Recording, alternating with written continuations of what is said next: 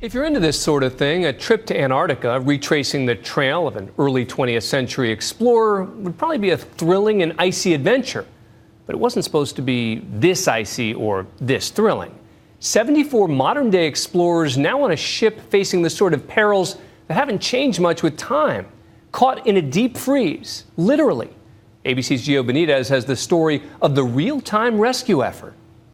It's not everyone's idea of a winter cruise. 74 people stranded in the Antarctic ice on a ship waiting for days to be rescued.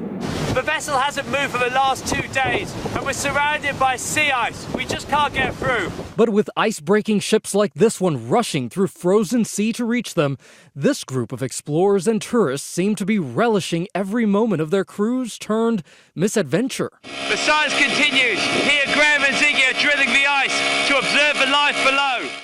Chris Turney is leading the expedition that set off on December 8th. We're just on the edge of a sea ice, just behind me. From the southern tip of New Zealand, sailing through some of the world's roughest waters to a frozen continent. We have wind speeds on average of 50 kilometers an hour, reaching in excess of 70 kilometers an hour. Their mission is to retrace the route of early 20th century explorer Douglas Mawson, who charted this part of Antarctica 100 years ago. It's a glorious day. The fog has lifted. We're exploring amongst the sea ice, and we've just got up really close to this berg. 5 days into the trip, Well, it's the 14th of December 2013, and the Australasian Antarctic expedition has finally made it to the ice.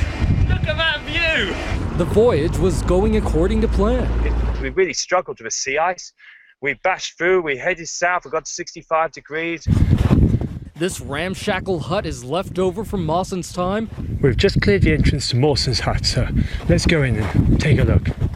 The cold has preserved the artifacts from a century ago.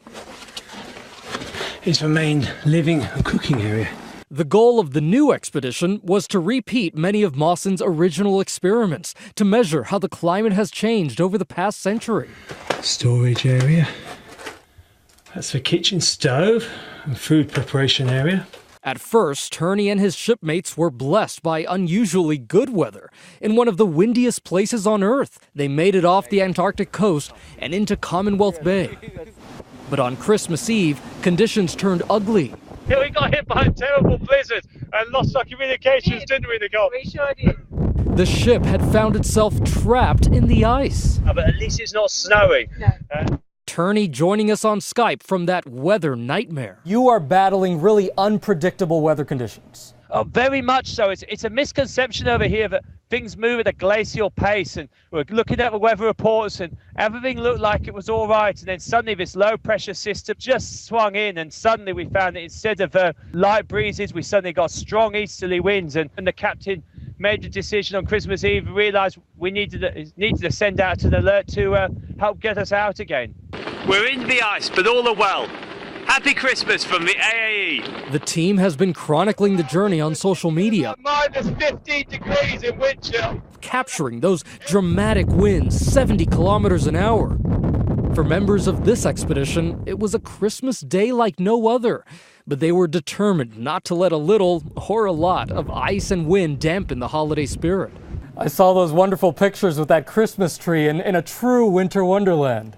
It is a bit like that. You're seeing it on a good day, though, I have to admit. Professor Turney is keeping morale high, but he knows that when these extreme trips go bad, they don't always end well. We're constantly keeping an eye on the environmental conditions and seeing where things are at. The captain just rebalanced the ship by redistributing some of the fuel and water in the ballast just to keep the ship level.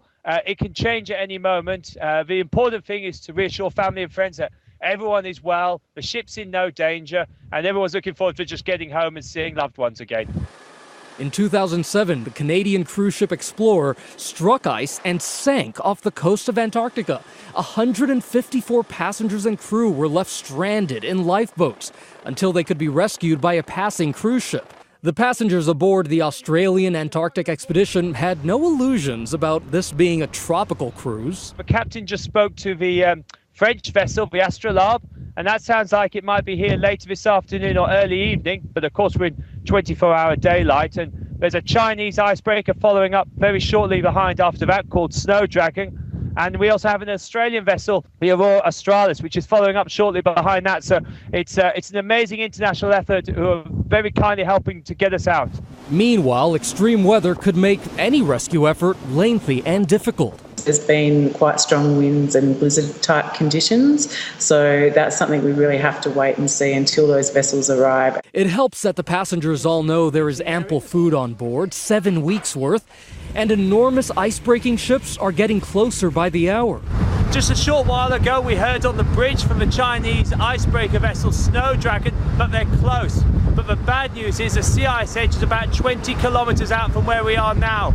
A long way from when we first got locked in the sea ice. And they know they will have one great adventure story waiting to be told when they make it back home. For Nightline, I'm Gio Benitez in New York.